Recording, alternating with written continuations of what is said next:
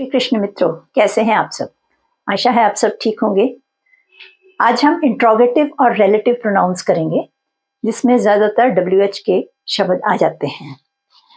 तो ये जो शब्द होते हैं, जैसे what, who, when, where, why, how, whose,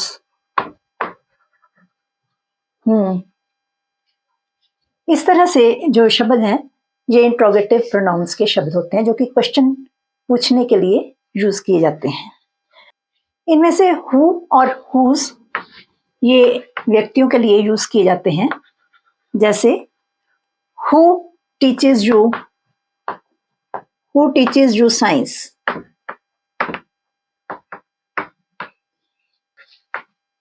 who has the keys of this room, इस कमरे की चाबी किसके पास है।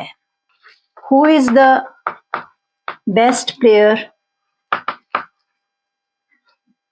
इन योर स्कूल, आपके स्कूल में सबसे बढ़िया प्लेयर कौन है। ये सब इंट्रोगेटिव प्रोनाउंस हैं। इसी तरह से who is that man, whom do you want to see, आप किसे देखना चाहते हो या किसे मिलना चाहते हो। whom are you inviting to the party, whom जिसका अर्थ क्या होता है, किसे। इसका जवाब ऑब्जेक्ट के रूप में होता है। जैसे आई वॉन्ट टू सी हर, तो यहाँ पर जो हर है वो ऑब्जेक्ट के रूप में लगाया जाता है। whom are you inviting to the party, I am inviting him to the party, तो इनवाइटिंग वर्ब के बाद ऑब्जेक्ट लगता है जब इनका आंसर बनाया जाता है। whose are these books, ये किसकी किताबें हैं। ठीक है। whose acting was the best, किसकी एक्टिंग सबसे अच्छी थी। whose are these keys, ये किसकी चाबियां हैं।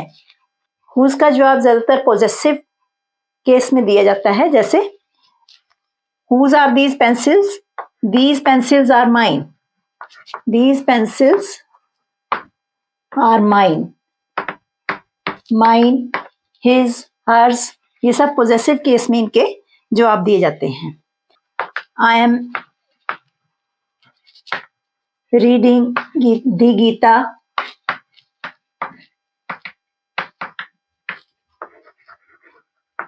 which book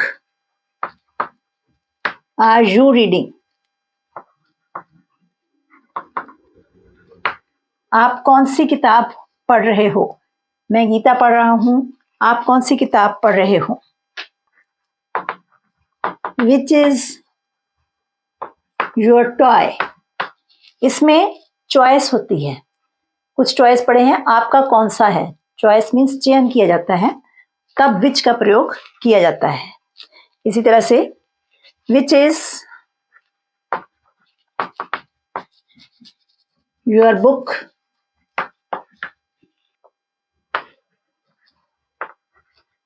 which of these books do you want, आप इनमें से कौन सी किताब चाहते हो, कौन सी किताब लेना चाहते हो। ये चयन के लिए विच शब्द का प्रयोग किया जाता है। व्हाट शब्द का प्रयोग तब होता है जब किसी वस्तु के बारे में या किसी चीज के बारे में पता किया जाता है।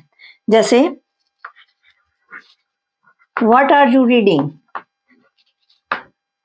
आप क्या पढ़ रहे हो। What is your name? आपका क्या नाम है? What is your father? आपके पिताजी क्या काम करते हैं? He is a doctor, he is an engineer. इस तरह से जवाब दे सकते हैं। What do you need?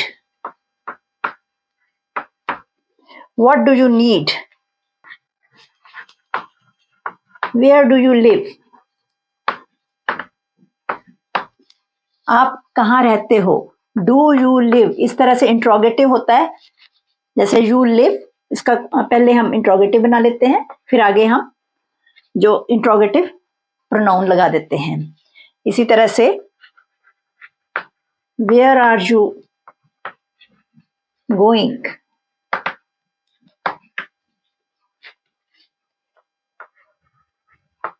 Where is your school? कहाँ है आपका स्कूल? कहाँ है? आप कहाँ रहते हो? आप कहाँ जा रहे हो? आपका स्कूल कहाँ है?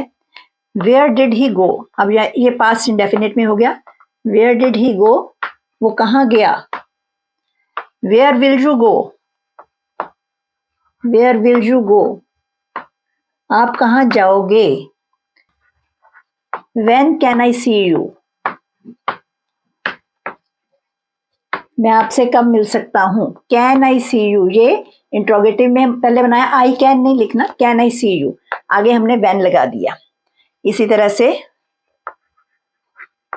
When is he coming? वो कब आ रहा है?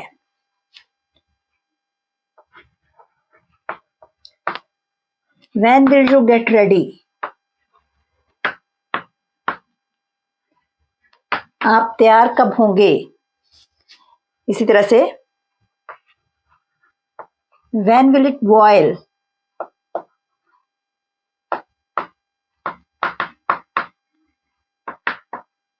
ये कब उबलेगा? जब किसी समय या मौके के लिए व्हेन का इस्तेमाल किया जाता है। When will he play? वो कब खेलेगा? वाई शब्द जो है ये किसी कारण को पूछता है। जैसे वाई आर यू लेट? आप देरी से क्यों आए हैं, या आप देरी से क्यों हैं? Why is he crying? वो क्यों चिल्ला रहा है?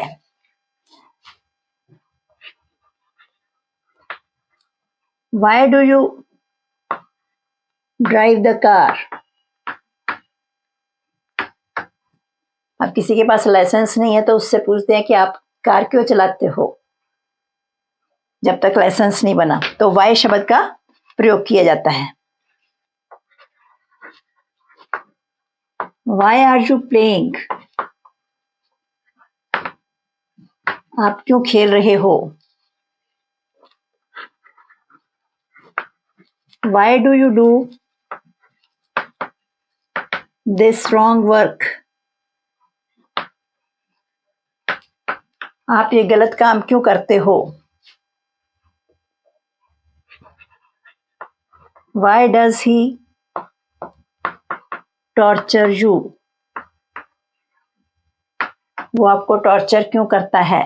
अब वाई लगाया है, इससे इसके बाद इंट्रोगेटिव वाला सेंटेंस लगाया है। How do you drive the car? आप कार कैसे चलाते हो? हाउ मीन्स कैसे। इसी तरह से how will he right this paragraph? वो ये पैराग्राफ कैसे लिखेगा? How will he right, do you drive, इस तरह से इंट्रोगेटिव वाक्य लगते हैं इनके बाद। और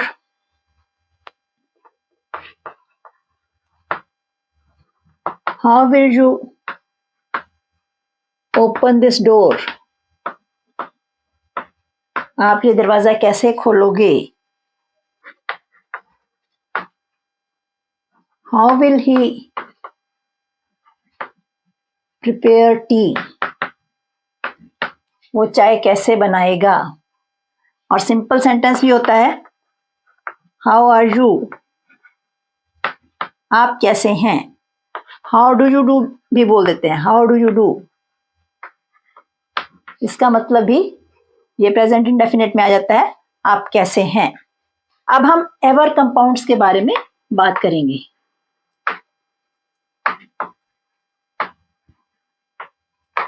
एवर कंपाउंड्स, एवर कंपाउंड्स क्या होते हैं, जब हाउ, व्हाट इत्यादि के बाद हम एवर का यूज करते हैं उसे एवर कंपाउंड कहते हैं। जैसे हाउएवर, हाउएवर इसका मतलब है किसी भी तरह से। However you do this exercise, do it carefully. आप किसी भी तरह से एक्सरसाइज करें परंतु सावधान रहें, इसे सावधानी से करें। She always looks beautiful, she always looks beautiful however she dresses।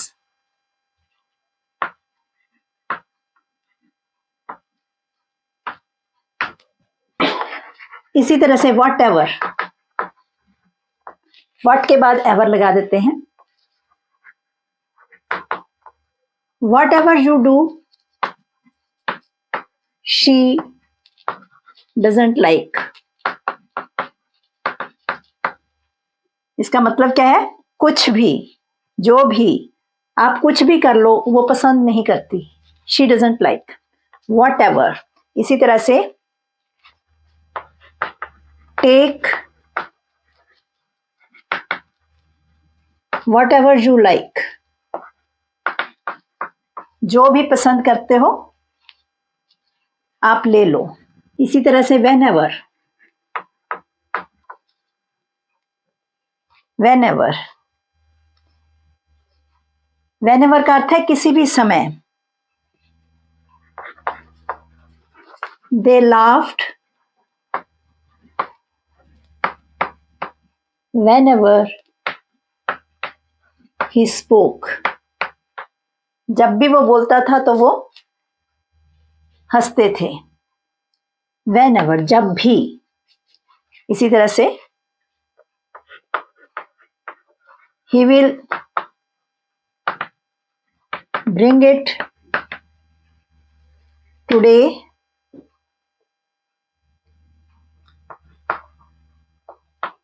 tomorrow or whenever, वो ये चीज आज लाएगा या कल लाएगा या कभी भी ला सकता है, तब whenever का प्रयोग करते हैं। wherever, wherever means किसी भी जगह। जैसे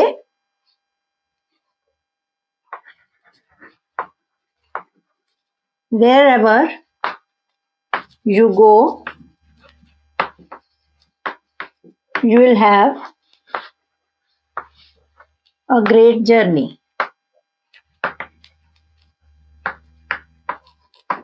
आप कहीं भी जाओ, wherever means कहीं भी जाओ आपकी एक अच्छी यात्रा होगी। he doesn't care wherever you are going, वो परवाह नहीं करता आप कहीं भी जाओ। whoever कोई भी, whoever का मतलब है कोई भी। the room should be clean,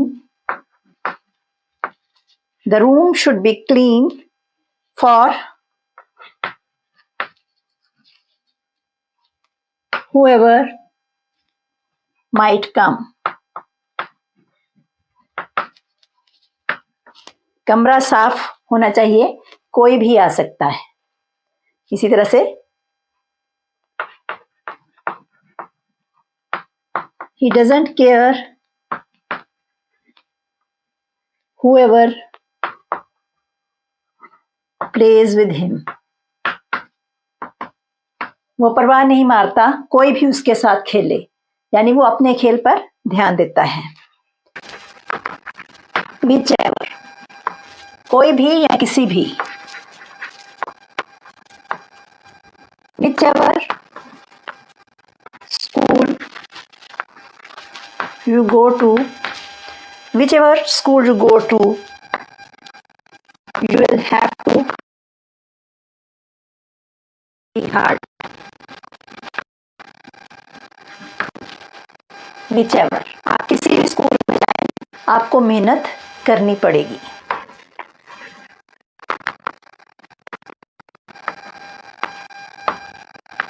relative pronouns, ये वो प्रोनाउंस होते हैं जो दो वाक्यों को जोड़ते हैं और उसमें जो नाउन एंटीसीडेंट होता है उसके साथ वो प्रोनाउन अपना संबंध प्रकट करता है। जैसे आई नो द पर्सन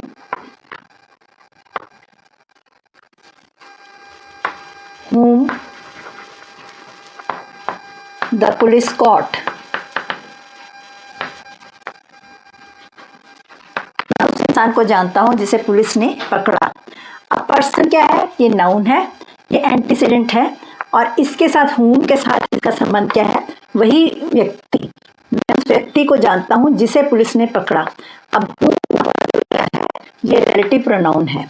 अब यहाँ पर whom का मतलब किसे नहीं है, whom का मतलब जिसे है, जिसे पुलिस ने क्वेश्चन की तरह यूज नहीं हुआ, इसने दो वाक्यों को जोड़ा, इसे रिलेटिव प्रोनाउन कहते हैं।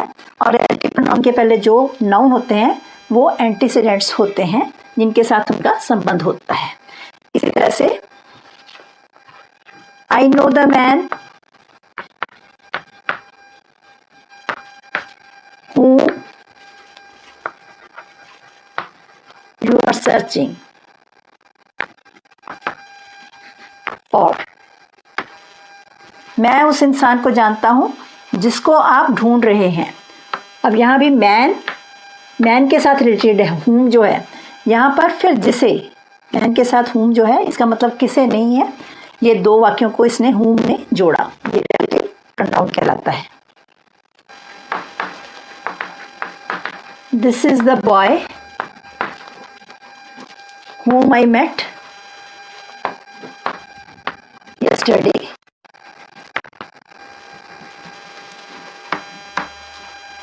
ये एजर्टिव वाक्य है, बेशक यहाँ पर whom लगा हुआ है, यहाँ पर whom क्वेश्चन के लिए नहीं है, दो वाक्यों को जोड़ने के लिए है। और इससे पहले जो नाउन है ये है, इसको एंटीसीडेंट कहते हैं। और यहाँ पर जो whom है इसका रिश्ता बॉय के साथ है, यानी whom किसके लिए प्रयोग किया है? बॉय के लिए। ये लड़का है जिसे मैं कल मिला, whom I met yesterday। The medicine which the doctor gave proved useful। दवाई जो दी वो उपयोगी हुई। और इसके साथ क्या संबंध है? विच जो है ये मेडिसिन की बात कर रहा है। The medicine which the doctor gave, वो मेडिसिन जो की, का मतलब जो है। Otherwise which is your book, कौन सी आपकी किताब है, तब कौन सा शब्द प्रयोग किया जाता है। परंतु यहाँ पर ये एफर्मेटिव में है, ये क्वेश्चन नहीं है। She released the parrot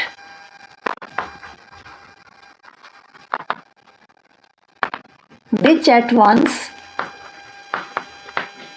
flew away। Release means छोड़ दिया, उसने तोते को छोड़ दिया जो एकदम से उड़ गया। ठीक है, विच किसके लिए यूज किया? पैरेट के लिए, जो नाउन एंटीसीडेंट है इसके लिए विच का प्रयोग किया। और यहाँ विच का मतलब क्या है? जो, तोते को छोड़ा जो कि एकदम से उड़ गया। House which had been lying vacant for 2 years has been sold off. जो घर, अब यहाँ विच का मतलब क्या है? जो घर 2 साल से खाली पड़ा था उसको बेच दिया गया है। यहाँ पर विच किस के साथ ये नाउन एंटीसीडेंट क्या है? हाउस, इसकी बात हो रही है। Here is the boy who was jumping on the stage. ये वो लड़का है जो स्टेज के ऊपर उछल रहा था। अब यहाँ पर हु का मतलब कौन नहीं है, जो है। I know the man who came here yesterday. मैं उस इंसान को, उस आदमी को जानता हूँ जो कल यहाँ आया। अब यहाँ पर हु किसके लिए है? द मैन के लिए। ये नाउन एंटीसीडेंट है, हु केम हियर यस्टरडे। ठीक है, यहाँ क्या है? यहाँ द बॉय एंटीसीडेंट है। द फार्मर हु वॉज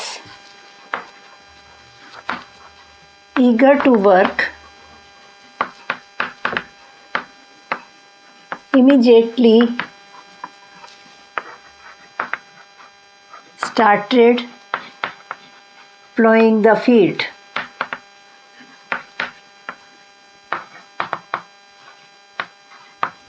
वो किसान जो कि काम करने को उत्सुक था, उसने तुरंत खेत में हल चलाना शुरू कर दिया।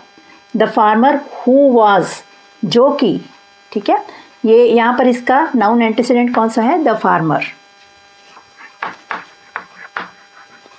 The shopkeepers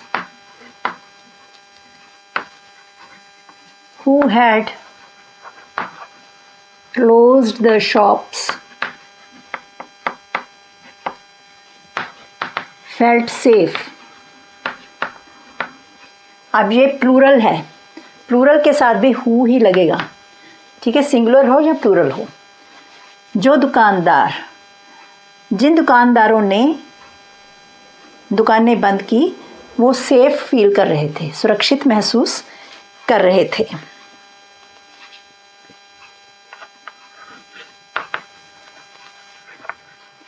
Everyone likes the boy who speaks the truth.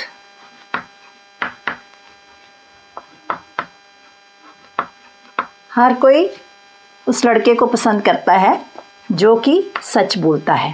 Who, यहाँ पर हु का क्या मतलब है? जो कि, और इसका नाउन एंटीसीडेंट क्या है? The boy. The girl who came here is my friend. अब यहाँ इसका मतलब ये नहीं हुआ कि लड़की कौन यहाँ आई, जो लड़की यहाँ आई वो मेरी फ्रेंड है। हु का मतलब यहाँ क्या है? रिलेटिव प्रोनाउन का, कि जो लड़की यहाँ आई वो मेरी फ्रेंड थी। अब गर्ल जो है ये नाउन एंटीसीडेंट है। The people who work hard are successful. जो लोग मेहनत करते हैं वो सक्सेसफुल होते हैं। हु वर्क, यहाँ पर हु का मतलब क्या है? जो लोग।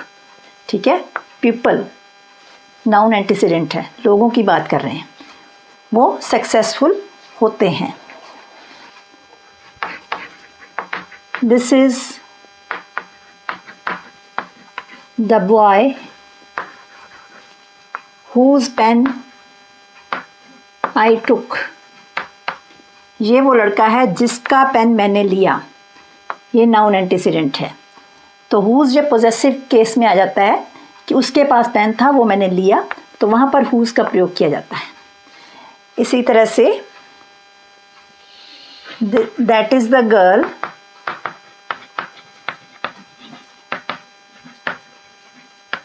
Whose book was stolen.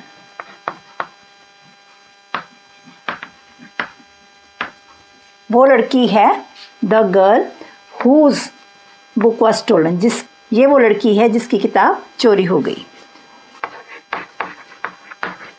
The teacher called the parents of the students whose result was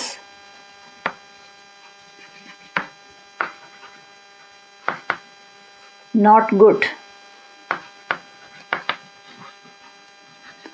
teacher ने उन स्टूडेंट्स के पेरेंट्स बुलाए जिनका रिज़ल्ट अच्छा नहीं था। यहाँ पर द स्टूडेंट्स जो है ये एंटीसीडेंट है, नाउन एंटीसीडेंट। यहाँ स्टूडेंट्स की बात कर रहे हैं, पेरेंट्स की बात नहीं कर रहे हैं, क्योंकि ये हुज के साथ लगा हुआ है। तरह से दैट भी रिलेटिव प्रोनाउन है। ये इसका इस्तेमाल भी सिंगुलर प्लूरल के लिए होता है। जैसे I lost the pen that I bought yesterday. कल जो मैंने पेन खरीदा था वो मैंने खो दिया। द पेन ये नाउन एंटीसीडेंट है। इस तरह से एज का प्रयोग सच या सेम के बाद किया जाता है। जैसे एज हिज प्रॉब्लम